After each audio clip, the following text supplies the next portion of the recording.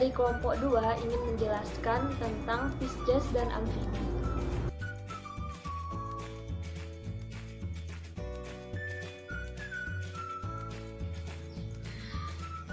Baiklah, pertama saya akan menjelaskan tentang pengertian Pisces secara umum. Pisces merupakan anggota vertebrata poikilotermik atau hewan berdarah dingin yang hidup di air dan bernapas dengan insang. Ikan merupakan kelompok vertebrata yang paling beraneka ragam dengan jumlah spesies lebih dari 27.000 di seluruh dunia. Pisces terbagi menjadi 3 kelas. Yang pertama adalah Agnatha. Dalam bahasa Yunani, an berarti tidak dan gnatos artinya rahang. Agnatha ini adalah ikan yang tidak berahang. Kedua adalah Chondristes. Dalam bahasa Yunani, chondros artinya rawan dan istes artinya ikan, yaitu ikan bertulang rawan. Yang ketiga adalah Osteistes. Dalam bahasa Yunani, osteon artinya tulang, istes artinya ikan. Ikan ini hidup di laut air tawar dan rawa-rawa. Oestes merupakan ikan bertulang sejati dengan endoskeleton yang mengandung materi kalsium fosfat yang keras.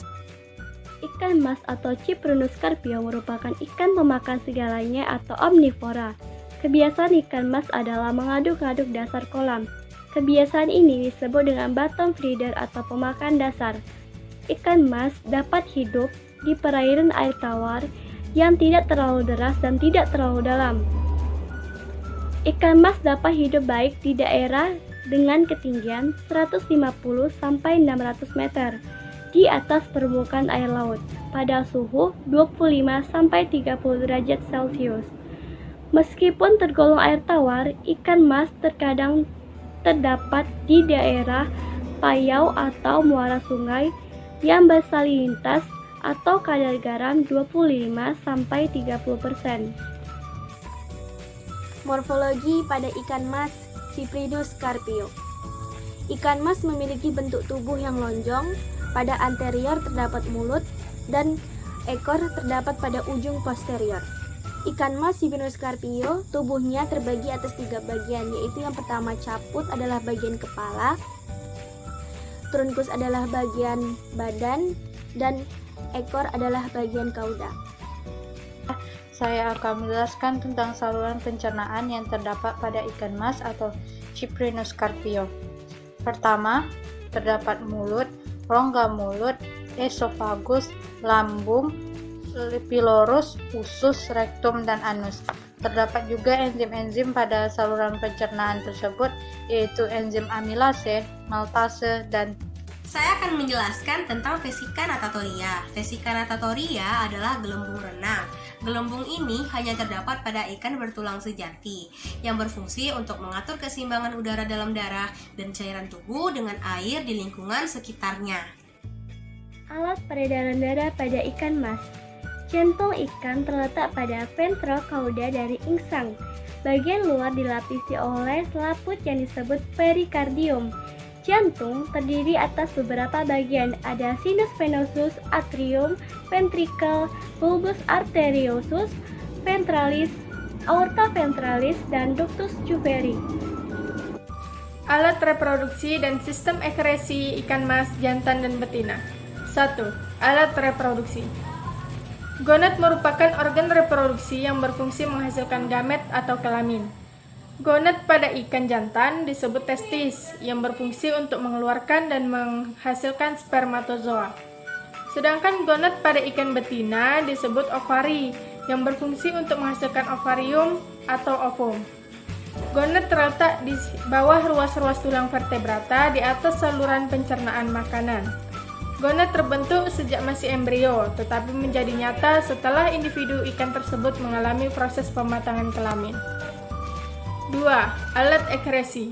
Sistem ekresi ikan sama seperti hewan vertebrata lainnya yang memiliki banyak fungsi. Fungsi sistem ekresi pada ikan yaitu untuk regulasi kadar air tubuh, mengeliminasi sisa nitrogen hasil metabolisme protein, dan menjaga keseimbangan garam. Alat ekresi ikan yaitu 1. Insang pada ikan berfungsi untuk mengeluarkan CO2 dan H2O. 2. Kelenjar kulit mengeluarkan lendir agar tubuh ikan menjadi licin dan memudahkan bergerak dalam air. Ketiga, pada sebagian besar ikan sepasang ginjal berfungsi untuk mengeluarkan urin. Sistem pernapasan ikan atau Pisces.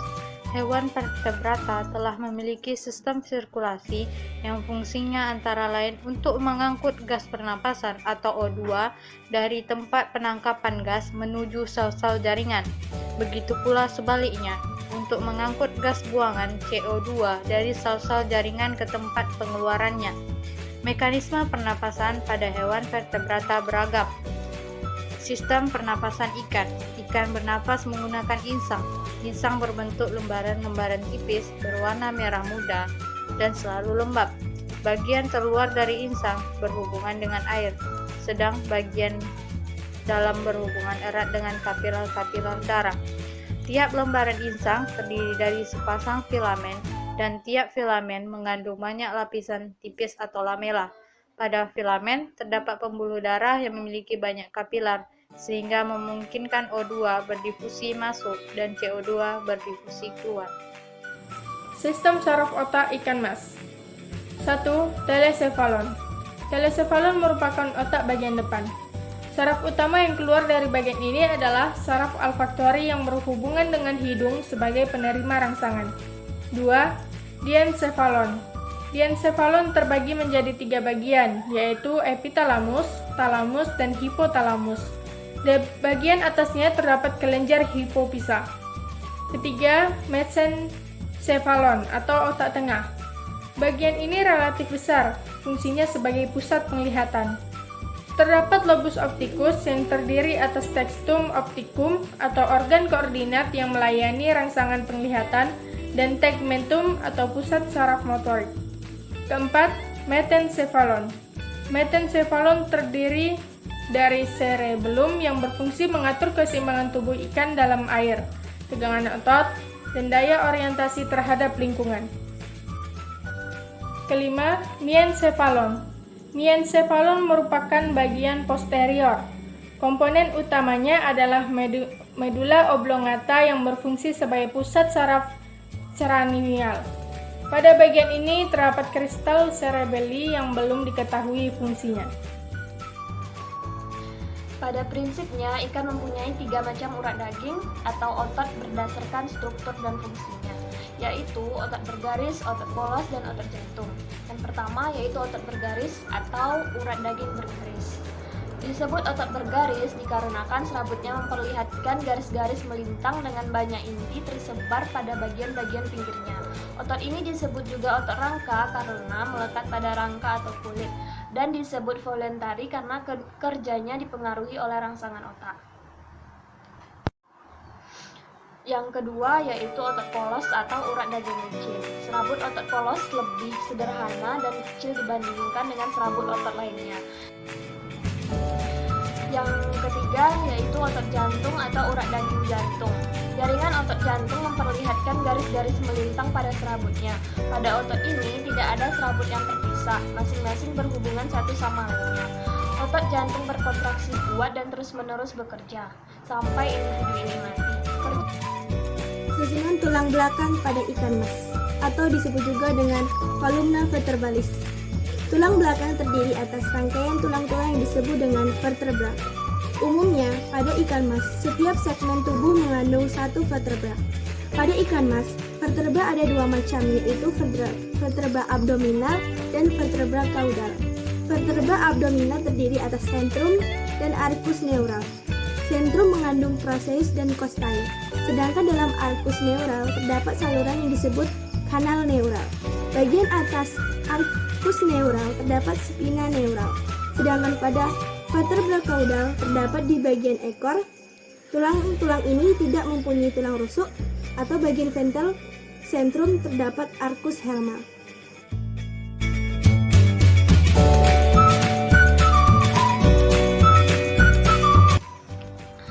Baik, selanjutnya saya akan menjelaskan tentang pengertian amfibi secara umum. Amfibi merupakan hewan yang dengan kelembapan kulit yang tinggi, tidak tertutupi oleh rambut, dan mampu hidup di air maupun di darat. Amfibi berasal dari bahasa Yunani, yaitu amfi yang berarti dua dan bios yang berarti hidup. Karena itu, amfibi diartikan sebagai hewan yang mempunyai dua bentuk kehidupan, yaitu di darat dan di air. Klasifikasi salamander: Kingdom Animalia, Phylum Chordata, kelas Amphibia, Ordo Caudata, Family Plethodontidae. Salamander adalah salah satu hewan vertebrata yang hidup di dua alam, yaitu darat dan air, atau nama lainnya adalah amfibi, yang tergolong ke dalam kelas amfibi yang berekor dan berkaki. Salamander termasuk hewan karnivora yang makanannya berupa invertebrata kecil seperti serangga, siput, keong, maupun cacing. Jenis salamander dapat dibedakan menjadi beberapa jenis, yaitu sebagai berikut. Yang pertama, salamander raksasa Cina. Yang kedua, salamander berpunggung merah. Yang ketiga, Southern Torrent salamander. Yang keempat, mole salamander. Yang kelima adalah Asiatic salamander.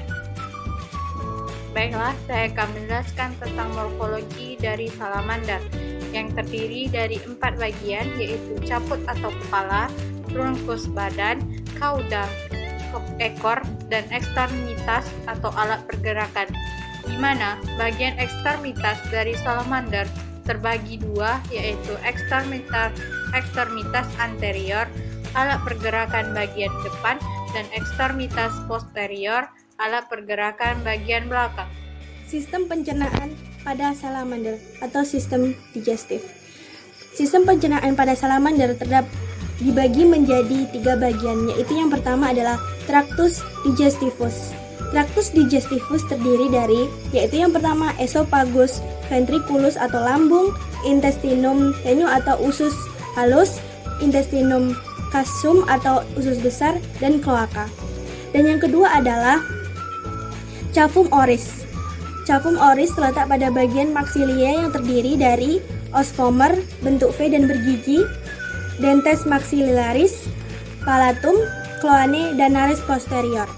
Yang ketiga ada bagian mandibula. Bagian mandibula terdiri atas faring, rima glottis, ostium tubae, lingua, dan saccus vocatis pada salamander jantan. Susunan otot salamander. Tubuh salamander sama seperti salamander lainnya yang memiliki 3 macam otot, yakni otot halus, otot jantung, dan otot rangka. Sistem peredaran darah pada salamander terbagi menjadi 5 bagian. Yang pertama adalah arcus, aorta di bagian jantung. Yang kedua, radix aortae yang bersatu di bagian dorsal. Yang ketiga, aorta dorsalis. Yang keempat, aorta ilacia communis. Yang kelima, arteria subchiasia. Sistem urogenital atau organ ekskresi dan alat kelamin pada salamander terbagi atas 3 bagian, yaitu yang pertama organ genital pada betina, organ genital pada jantan, dan organ uropoetika. Organ genital pada betina salamander itu terdiri atas ovarium, corpus adiposum, oviduk, uterus, dan kloaka. Dan selanjutnya adalah organ genital pada salamander jantan, terdiri atas testis, corpus adiposum, vasa efferentia, ductus mesonephros, dan vesicular seminalis. Selanjutnya yang ketiga adalah organ uropoetika, yaitu adalah organ ekskresi pada salamander, yaitu yang pertama ada ginjal, ductus mesonephrodicus, dan vesika urinaria. Salamander memiliki sistem pernapasan yang berbeda antara spesies. Spesies yang tidak memiliki paru-paru bernapas melalui insang. Dalam kebanyakan kasus, ini adalah insang eksternal, terlihat sebagai jumbai di kedua sisi kepala. Meskipun Amphiumas memiliki insang internal dan celah insang, beberapa salamander terestrial memiliki paru-paru yang digunakan dalam respirasi. Selanjutnya, saya akan menjelaskan tentang sistem saraf pada salamander. Sistem saraf pada salamander ini dibedakan menjadi 2, yaitu sistem saraf pusat dan sistem saraf tepi.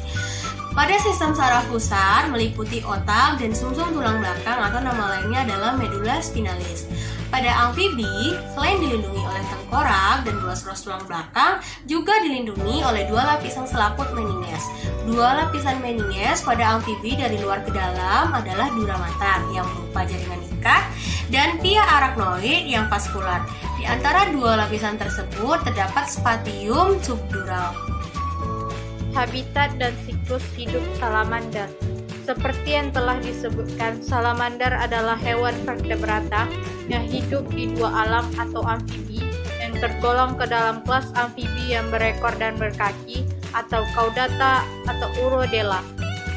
Terdapat 3 jenis habitat salamander, yaitu pertama air, kedua semi air, dan ketiga terestrial. Siklus hidup pada salamander atau paidomorfosis adalah salah satu cara dari fenomena evolusi yang disebut dengan heterokroni. Heterokroni terkait dengan perubahan waktu dan tingkat dari proses perkembangan, terutama dalam masa embrionik, yang merupakan bentuk tubuh hewan dewasanya. Hewan dewasa yang paidomorfik biasanya memiliki habitat akuatik dan memiliki karakteristik larva seperti adanya insang luar, hilangnya kelopak mata, serta perubahan pola gigi dewasanya. Sekian dari kelompok kami. Terima kasih. Wassalamualaikum warahmatullahi wabarakatuh.